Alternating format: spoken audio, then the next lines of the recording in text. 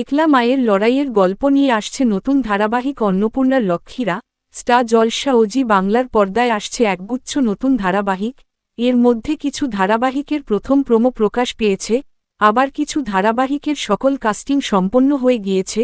নতুন ধারাবাহিকের আগমনে বন্ধ হচ্ছে নামকরা প্রোডাকশন হাউজের বিগ বাজেটের জনপ্রিয় ধারাবাহিক। জি বাংলার পর্দা থেকে বিদায় নিতে চলেছে বেশ কয়েকটি জনপ্রিয় ধারাবাহিক। পুরনো ধারাবাহিক যেমন বন্ধ হচ্ছে তেমন নতুন ধারাবাহিকের আগমন হচ্ছে। স্টার জলসার পর্দায় আগামী 10ই মার্চ থেকে শুরু হচ্ছে নতুন ধারাবাহিক গঙ্গা। ও জি বাংলার পর্দায় আসছে নতুন ধারাবাহিক সাত পাকে বাধা ও কমলা নিবাস। এর মধ্যে জি বাংলার আরও একটি নতুন ধারাবাহিকের আপডেট সম্পর্কে জানা গেল।